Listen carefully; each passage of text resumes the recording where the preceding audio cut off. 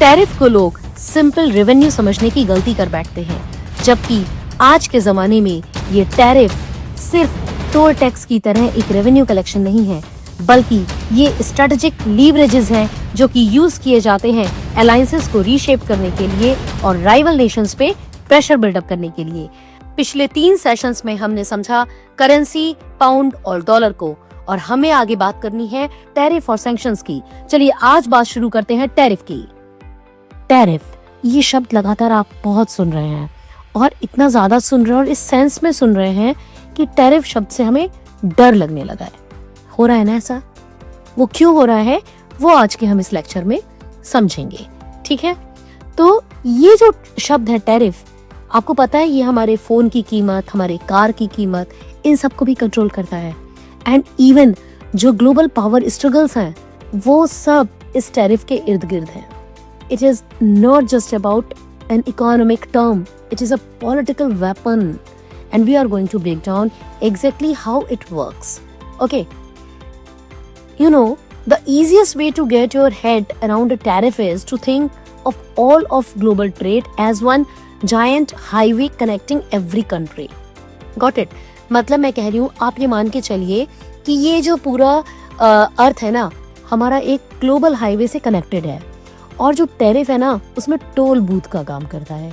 Toll booth पे हम क्या करते हैं? हम टैक्स पे करते हैं, राइट? सो टोल आप सभी जानते हैं, that is just the toll a country charges for goods to cross its borders and use its roads. You want to sell your stuff in any market, you have to pay the fee, simple as that. Okay, तो उसी तरीके से जब एक country से दूसरी country में कोई गुड्स आते हैं, कोई सामान आता है, तो उनके ऊपर एक टैरिफ पे करना होता है। तो tariff is nothing but a tax imposed by a government on goods imported from other nations. It acts as a regulatory gatekeeper, a mechanism to control flow, not just collect revenue. Tariff revenue क्या है? It is the money a government collects when importing goods, calculated by multiplying the tax rate by the volume of imports. It acts as a direct income source, often raising consumer prices to fund public services, protect domestic industries, or shift trade balances. For example, if a government imposes a 10% tariff on $10 lakh worth of imported electronics, the government generates $1 lakh in tariff revenue, while importers pay higher cost. Here it is very important to understand that while some tariffs are designed primarily to generate income, which is revenue tariffs, while others are meant to shield domestic businesses from foreign competition, that is protective tariffs. Okay, this is the whole rule book behind revenue versus protectionism. It is put in a place by a government on goods coming into the country from somewhere else. The whole point is to make those foreign products more expensive, hopefully giving a little boost to the stuff made right at home. Remember? Vocal for local. Imagine a phone made in China lands in India and its base cost is 10,000 rupees. The Indian government then slaps a 20% tariff on it. Boom! An extra 2,000 rupees gets tagged on. All of a sudden, that locally made phone sitting next to it on the shelf looks a lot more attractive to the buyer, doesn't it? That is the strategy in a nutshell. Now, it is not always just a straightforward percentage. There are a couple of different flavors there. First is there is an ad valorem tariff. That is the percentage we just talked about, like a 10% tax on a shipment of steel. But then there is a specific tariff. This one is a fixed fee, like $100 for every single ton of coal you bring in, no matter what the market price of that coal is. तो अब आप ये सोच रहे होंगे कि आखिर इन सब की शुरुआत कहाँ से हुई? What is the history behind it? Exactly. So let's dive into its economic origin story. A story of how it went from a simple way to raise money to a tool that nearly crippled the entire global economy. ये जो story है वो शुरू होती है 1789 में। जो brand new US government थी उसको अपने बिल्स पे करने के लिए, अपने जो युद्धों के कारण कर्जे हो गए थे उनको पे करने के लिए, और इवन कंट्री को रन करने के लिए ना पैसे की जरूरत थी। और ये पैसे कहाँ से आते? टैरिफ से। So thus came the Tariff Act of 1789. Tariffs were the main source of income for the federal government.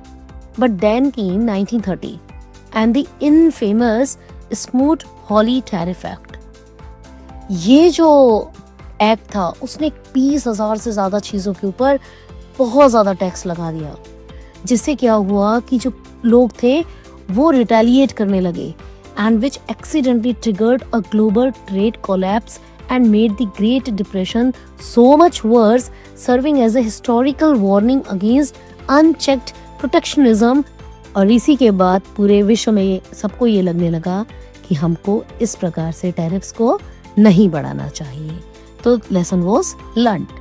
But as we have seen recently, they have definitely rolled back.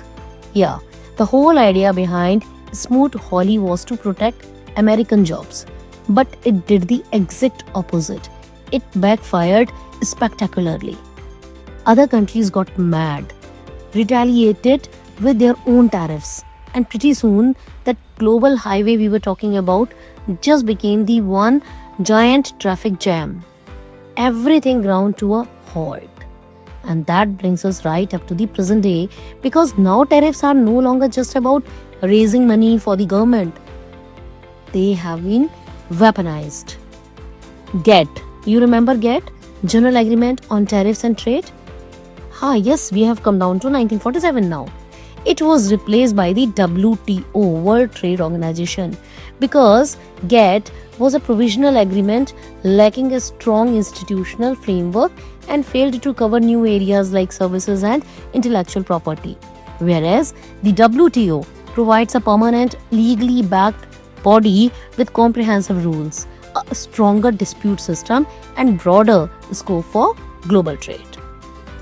चलिए अब ये समझते हैं कि टैरिफ को threat की तरह कैसे यूज किया जाता है, और उससे पहले एक टर्म समझते हैं, leverage. Leverage in the context of tariffs refers to using import taxes as a bargaining tool to pressure other nations into changing their economic, political, or trade policies.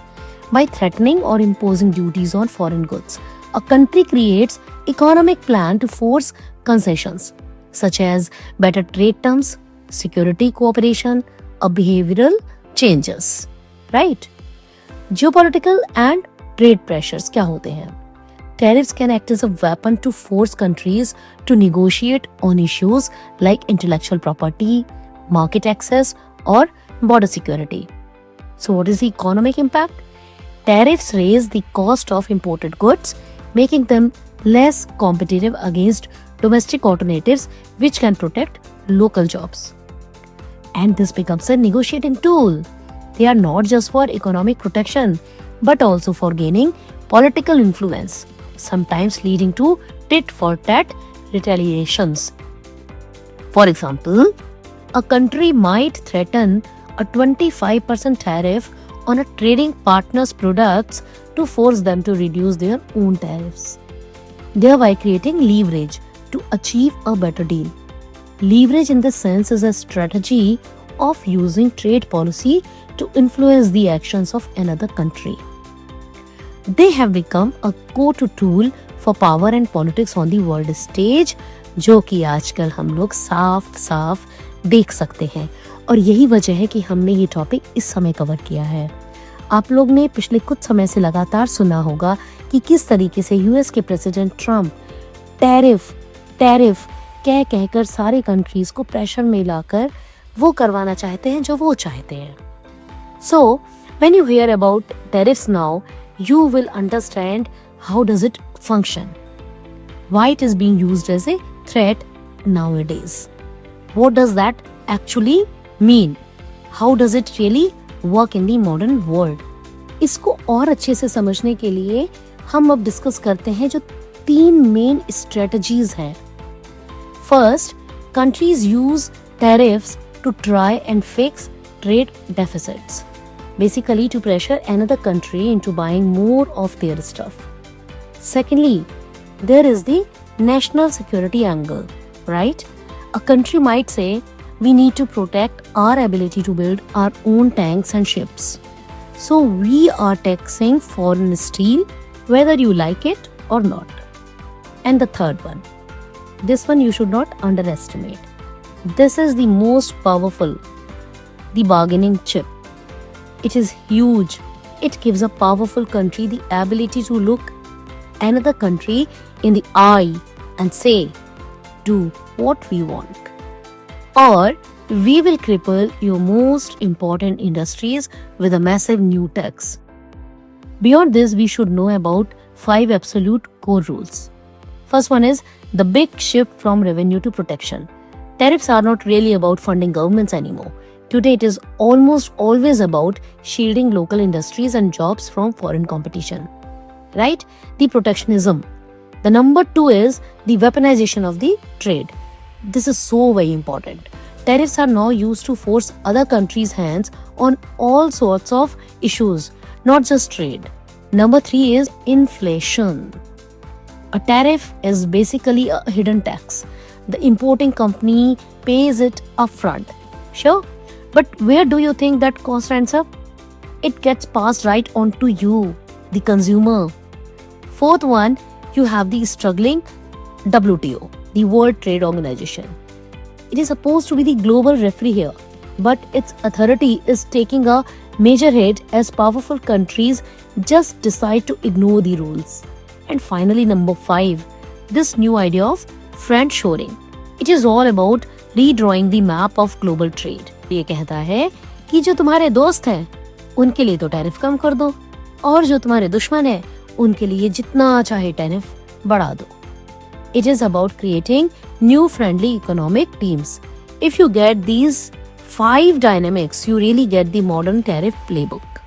So there you have it. From a simple toll tax to a seriously complex geopolitical weapon. That is the story of the tariff. So to summarize, tariff we can say it is a tax on imported goods. Government charges fees on products entering the country from abroad. It is trade as a diplomatic weapon. Nations use tariffs as leverage to force political or economic changes in the rival countries. It protects local industry if we talk about the protectionism. Higher import prices encourage citizens to buy domestic alternatives. And the consumer cost, tariffs acts as a hidden tax, often leading to higher prices, inflation for the average person. So I hope it is clear. But now have you thought of, if this is tariff, then what is sanction? What is the difference between tariff and sanction? Okay, let's see that.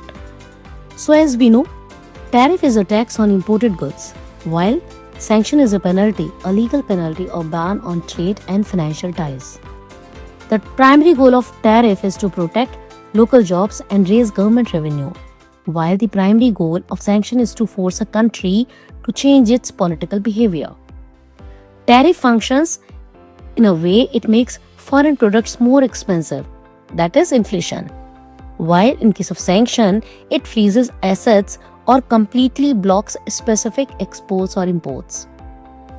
Some example if I would like to give for the tariff, a 25% tax on imported steel.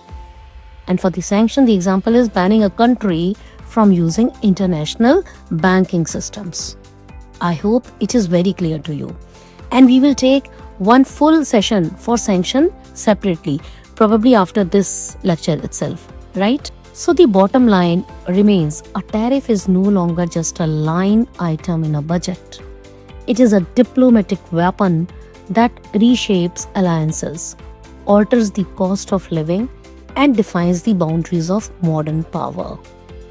तो जाते जाते हमेशा की तरह आज का question, ये tariff जब भी बढ़ाए जाते हैं किसी भी कंट्री के ऊपर तो उनका स्टॉक मार्केट कैसे अप एंड डाउन होता है, कभी सोचा है आपने? Think over. Until we meet in the next session. Thank you. Good day.